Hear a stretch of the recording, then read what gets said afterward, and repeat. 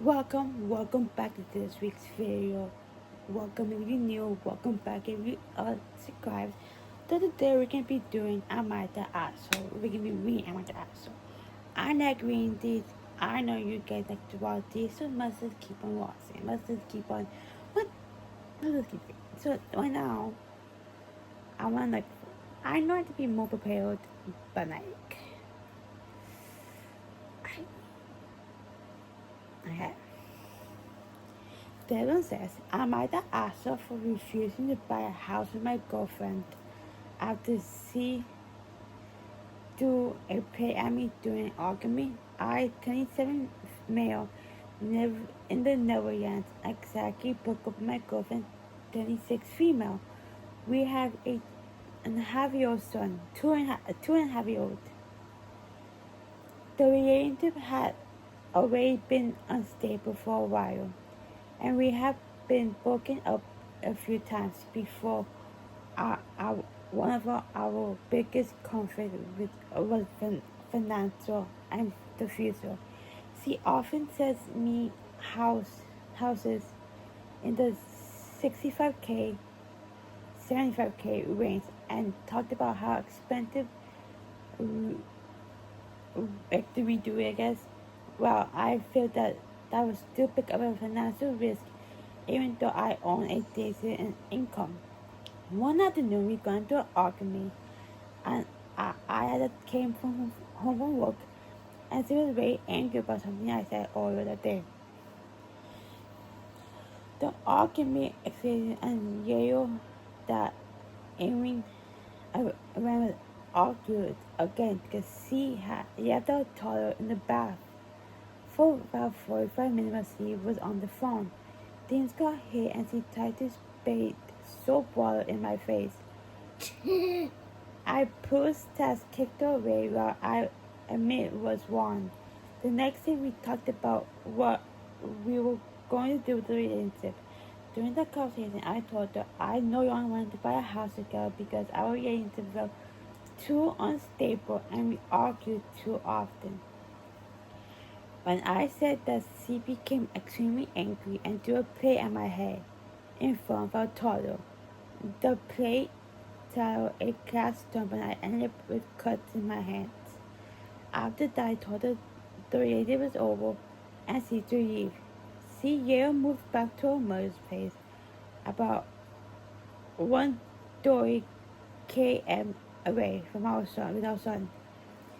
She has since told people that I'm the one who ruined the relationship because I refuse to move forward with buying a house with her. I I still see my son every Wednesday and every other weekend, plan to support him financially. So am I the asshole for refusing a house to buy a house with her and decide to end the relationship after the incident? No, because if what does he do? A play at you and I think this relationship was very toxic, very control. I feel like if she didn't get her way, she got angry. We don't want that. That must be. When it comes to you guys think maybe is you guys think differently? I don't know. Hey, Okay. you can't say that. Am I the asshole for wanting my dad in the living room while I gave birth? I was raised by my dad alone. He obviously he's my obviously best friend. He was my comfort person. Even time I've spent through a traumatic experience, including getting started once. He was the first person I ran to. His presence there this brings me love and comfort. I am now 8 months pregnant with my first baby with my husband and we are having problems with my mother-in-law. My husband knows that. I know how much I know my dad and that they're great friends as well as he knows and it's okay with him being in the living room with me, but my mother-in-law is freaking out. She said that the only man who's to be in the living in be there is my husband. and she to be there because she's a woman and it's a grandbaby. She makes it seem like my dad's a creep and I'm his daughter and it's his grandbaby as well. And I'm the one giving birth, so it to be my decision. Am I wrong? And we for wanting my dad and husband to be in the delivery and there with me, not my mother-in-law. You're not weird. I don't think you're weird. You want your dad to be in the room with you. You want him present. You want him to be there. Like that's, I think that I have experience. You can't say that. I have experience, and it's who you are. Like you want. Like if I were say if I were a kid, but like when if I was pregnant and I decided I was gonna get both like I was thinking I was gonna be there all I will after picked my father when I like it's no it's not her choice, it's not your choice, it's your choice. Like you do what you want. Okay. Oh, why do y'all like to cut things off? So okay. Okay. I can find I have to find. Okay. I might have also for not name my ex move in with me when she started to you for controlling husband. My face says it all. My face says it all. Okay, this is a throwaway account. I have a 16-year-old son with my ex-girlfriend from high school. We were never married, but I've been involved with my son during his life. About 7 years ago, my ex got married. My ex-husband is a drug. He and my son never got along. He has 2 kids from a previous relationship, and my ex and him have 2 kids ago. My ex is a SAHM 4 years ago after buying for years. The call a woman for custody. Depends living only an hour from my ex. My son home every year from home during the last 4 years. The last year we not home from home at all. About 2 weeks ago I got a call from my ex and she was crying. She told me that she was ready to leave her husband. I asked her why she decided to leave him. She told me because she's a girl that is seeing. She confronted him and told him he needed to stop, but he napped at her and told her he would never stop. He told her he is free to leave, but she would leave with you because of the peanut. She wants to stay at my house. I have an yard house with the 2 younger kids. Until she can figure things out. Get Yoda and get on his page. I don't want her to stay. I talked to my son about it, and he does not want her here. I called her back and told her no. My ex called my sister, who called me, and my sister smiled at me for not letting her stay. She says she can stay in the garage and not to bother us. We have a garage apartment with 2 bedrooms, a bath and kitchen. I told my sister I did not want her here, and my son did not want her here. My son feels that something away about his mom, and our house is sort of peace and comfort for him. I will not do anything that could eventually probably interrupt his peace. I told my sister she is free to find my ex and never told. My sister said that it impacted my sister lives a couple states away. I'm not letting my ex move in. My sister can't think I can give her money for her own ticket because I can afford it. I told my sister she is free to give her money, but I'm not gonna give my hard on money to a person that owns me more than 10,000 in an unpaid title. I'm at the asshole. No, like I don't think you are the asshole. I don't think you are. I just like I feel like your ex to just go to her parents' house or whatever and like figure out there. I don't know. Like, I'm not in that position to know what what to say. I don't know. So, okay. This one says, this one was posted 9 minutes ago. Let's see. Am I the asshole for giving my partner 32 male the cold shoulder after he sided with his brother and sister-in-law against me? 28 female. I, 28 female, pay for almost everything in my relationship. Pills, tips, gifts, and other expenses. My partner, 32 male, doesn't consider financially. Go leave him. Leave him. He go, bye-bye, leave. We recently, during a visit to his parents' house, his brother, 32 male, and his partner, 32 male, and his brother, wife, 33 male, considered me for openly saying I pay for most of the expenses. That I'm the breadwinner. The brother's wife has a very well-paid job, but she can't afford rent. She and her husband live in my partner's parents' house and apparently refused to move out until they were eat and rent and eat other places. They invited me to make 2 tips, and my brother-in-law said things like, "You weren't complaining about when we were inviting you and paying for your tips." I handy nearly all expenses, and my partner helps financing when needed, and tips and pan tips and gifts for the both of us. But cannot, but cannot, but cannot open admit it. The the part that hurts the most is that my partner started himself defending me and even added to the comments. At home, he's loving and affectionate, but in public, behaves differently. Almost like he's afraid to disagree with his family. It feels like he's two different people depending on the audience. Since this, I've given him in the course of the period talking. He unfortunately, he's usually sweet, giving me gifts, washing my car, fill up with gas, and hugging me. But I'm still holding and joking to fully encourage him.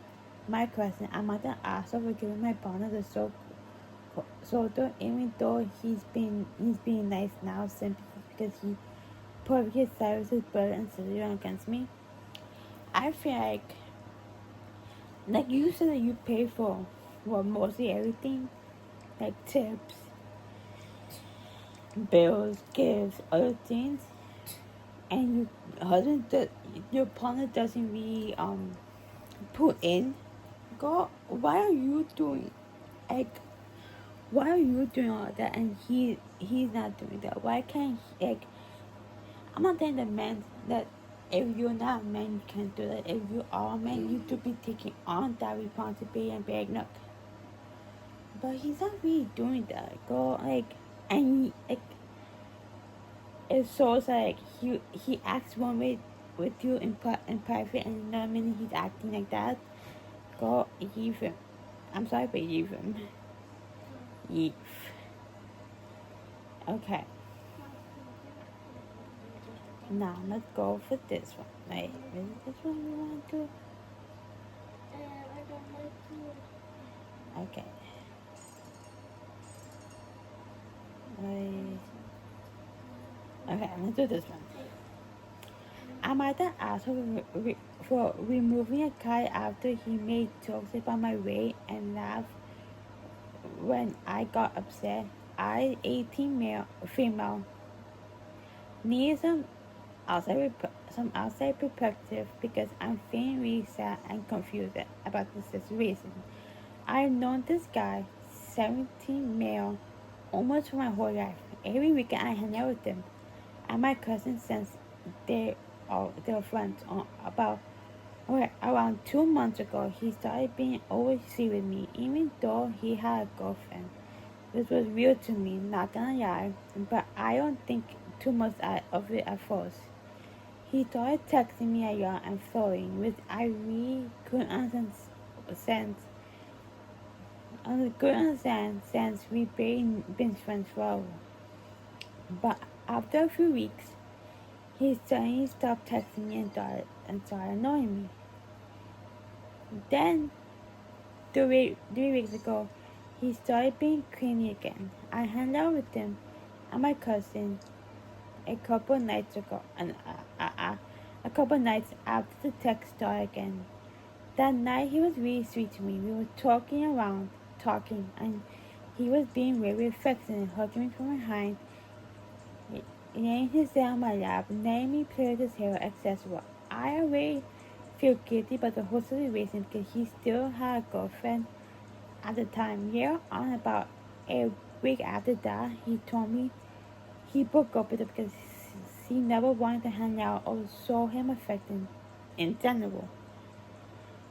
Why do I feel like he's like using that as a guilt trip so you can like I'm doing.